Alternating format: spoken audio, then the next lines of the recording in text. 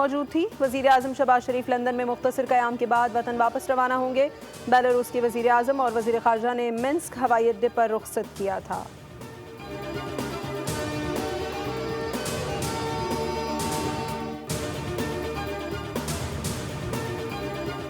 सदर ममलिकत आसिफ ज़रदारी को अस्पताल से डिस्चार्ज कर दिया गया। डॉक्टर आसिम हुसैन के मुताबिक कोरोना टेस्ट मनफी आने पर सदर ममलिकत को अस्पताल से छुट्टी दी गई।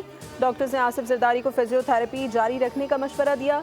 सदर ममलिकत 10 दिन निजी अस्पताल में ज़ेरे इलाज रहे।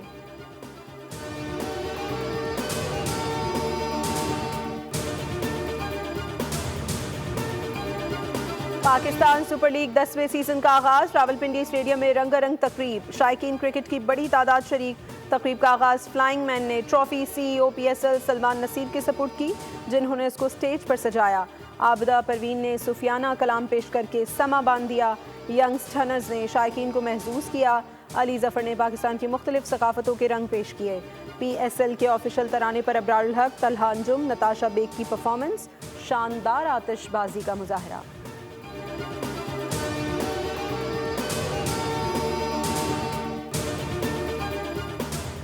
HPL PSL के पहले मैच में इस्लामाबाद यूनाइटेड ने लाहौर कलंदर्स को हरा दिया। लाहौर कलंदर्स ने इस्लामाबाद यूनाइटेड को जीत के लिए 140 रन का हदफ दिया, जो इस्लामाबाद यूनाइटेड ने सिर्फ 2 विकेट पर हासिल कर लिया।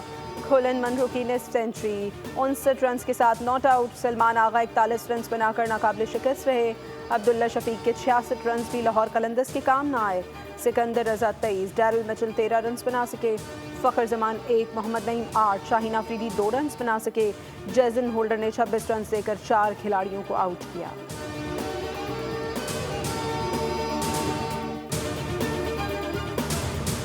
रावलपिंडी स्टेडियम में 200 और 250 रन भी बनते रहे हैं। उम्मीद थी इस बार भी पाकिस्तान सुपर लीग में ऐसा ही होगा। साबिक क्रिकेटर तनवीर अहमद की बोल न्यूज़ की खुसूसी ट्रांसमिशन। खेल का जुनून में गुफ्तगू। कहा PSL में शादाब खान से बड़ा खिलाड़ी ही कोई नहीं। क्रिकेट एक्सपर्ट फवाद मुस्तफ़ा बोले, रावलपिंडी स्टेडियम में हाई स्कोर मैचेस होते हैं। T20 मैचेस में लोग ज़्यादा स्कोर ही देखना चाहते हैं।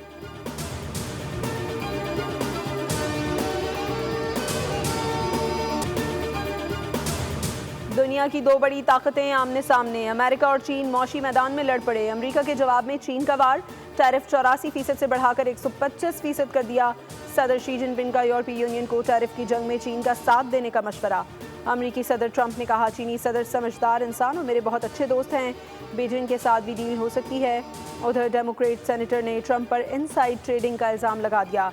एडम शिफ ने तहकीकात का मुतालबा करते हुए कहा कि पहले टैरिफ लगाकर स्टॉक मार्केट और क्रिप्टो करेंसी को गिराया गया, फिर मुअत्तल करके अचानक